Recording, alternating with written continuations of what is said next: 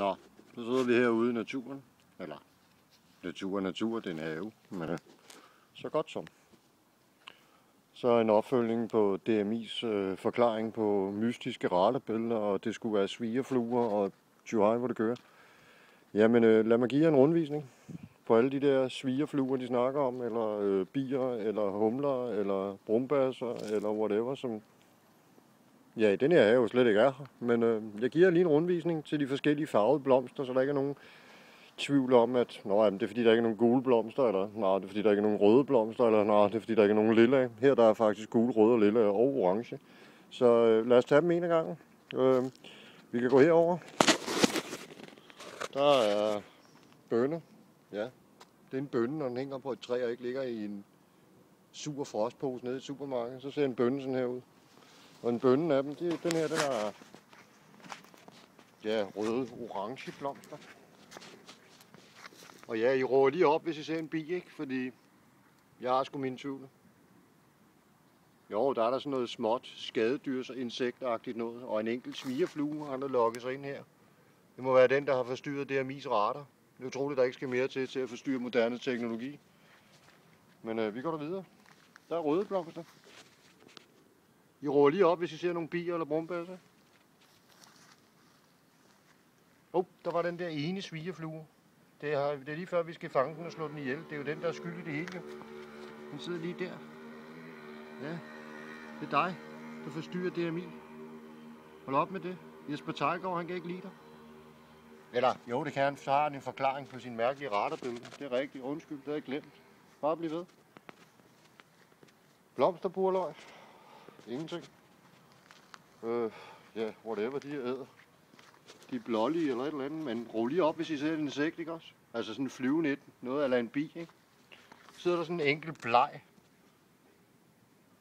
mariehøn. Ja, de var engang røde. Den her, den er nærmest, det ved jeg ikke, gul-orange, tror jeg. Men lad os da flytte videre. Vi har hvide blomster. Ja, og I råber lige op igen, når I ser en bi, ikke? Der var en enkelt svigerflue her. En enkelt, hørte I det? Om det er sådan det samme, der lige er fløjet over for den røde blomst, den hvide, det ved jeg ikke. Men det er også lidt lige meget. Ja, lidt lyserøde, hvideagtige. Og nogle mormorblomster i lilla, men sgu ikke meget liv her. Men vi fortsætter i vores desperate søgen. Her. Er der noget her? Nej, men det lugter meget godt. Ingenting. Læg lige mærke til det. Ingenting. Jo, vi har fanget noget her. Et enkelt brumbas. En enkelt. Hvem var jeg da glad for at se dig?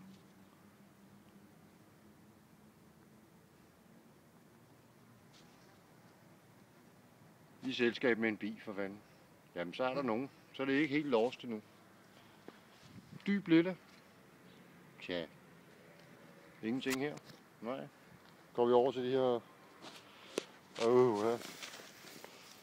Ja. Monsanto majs. Jeg ved det ikke. Nej, jeg tror det faktisk ikke. Jeg er ikke sikker. Men det er også lidt lige meget. Det er ikke det, vi burde give. En rød en? Nej. Rød en? Nej. Nej. Det er der ikke. Vi fortsætter. En gul dims. Ingenting. En enkelt svigerflue. Det er rigtigt. Flere af de der, jeg ikke ved lige, hvad de hedder. Men de er blå, men der er heller ikke noget liv her. Vi har squash her med store gule blomster. Er der liv her? Nej, der er ingen liv der. Der er kun squash, men dem har vi så også spist nogle af. Det er jo så dejligt, når man ved, hvor tingene kommer fra og hvad de består af. Nej, det er moderne mennesker ligeglade med. Her igen. Ingenting. Nej. Ja. Vi går videre fra endnu en bønneplant. Også i en orange, men tja, jeg ved det ikke.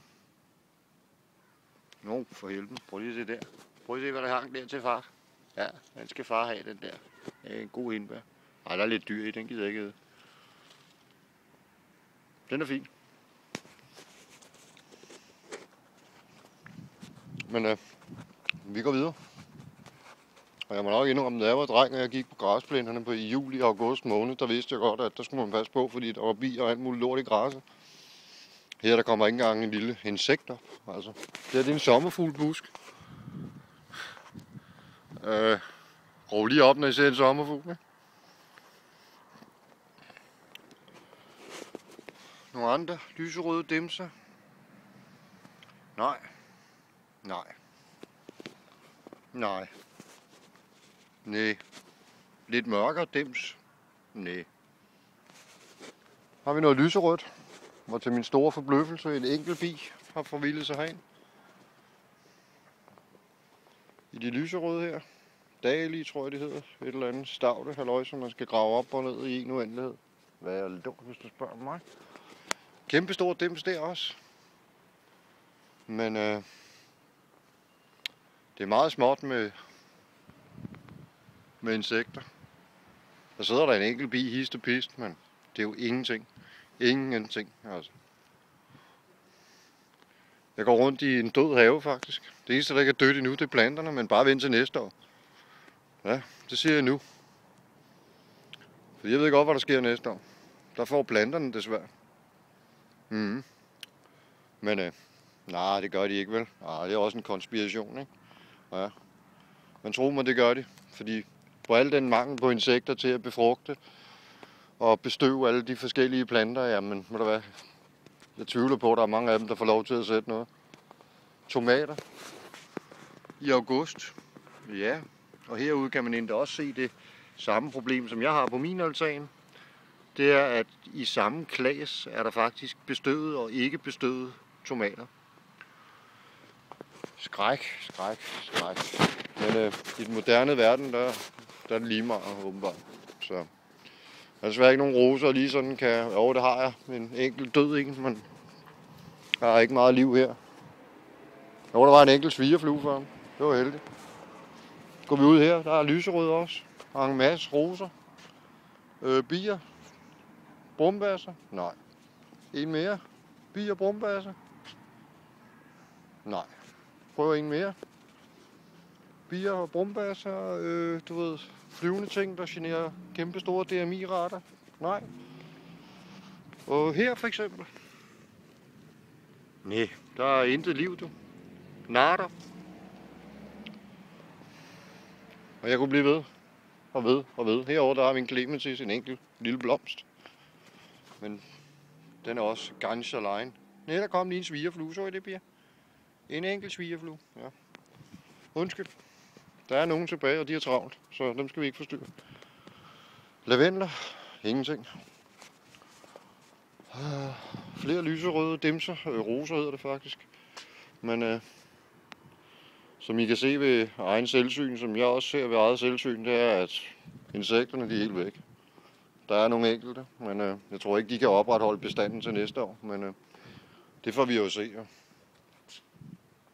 Fordi der er bare ikke noget liv. Og det hele er væk. Det har ikke været her. Det kommer aldrig i år. Flippe nok. Der er mere her, men intet liv. Jeg kan huske, da jeg var dreng, hvordan alle svigerfluer og brumbasser og bier, de sværmede omkring de her rosenbuske. Men ikke i 2012. Der gør de det ikke mere. Her. Flere lille ting. Nej, heller ikke. Så jeg tror bare, at ja, vi drager den konklusion, som jeg allerede havde draget, fordi jeg havde gået herude hele sommer. Det er, at mange af vores små nytteinsekter, som bier og brumbasser, de er desværre kraftigt på retur. Der er folk, der udtaler sig om, at 90% af dem er døde, men ja. Om det så kan passe eller ikke passe, det skal jeg så lade være usagt. Lad eksperterne afgøre det. Jeg er ikke ekspert, jeg er bare idiot. Ja, idiot. Hørte du det? Det kalder man sådan nogen som mig, der interesserer sig for den verden, vi begår os i. Ja. Hvis du lukker øjnene og ser fjernsyn og hører på, at politikerne siger 24/7, så er det normalt. Begynder du at interessere dig for blomster, bier og universet og sådan nogle ting og sager, så ja, bliver du udstødt af flokken. Så det her, det var bare lige en reminder for mig selv og alle jer andre om, at der var en enkelt svigerflue, når vi står og snakker her, jeg går lige, nej, den vil ikke fotograferes. Så. Men det er tragisk, sørgeligt. Jeg har ikke ord for det. Men det er jeres egen mening, og nu har jeg ligesom bare taget en rundtur rundt i en have, som er en ganske almindelig dansk have med forskellige farvede blomster, hist og pist og typer osv. Og der er ikke nogen insekter. Jeg ville ønske, der var. Jeg ville ønske, jeg havde bedre nyheder, end det jeg har, men det har vi ikke. Så. Men det var bare lige det. Hej.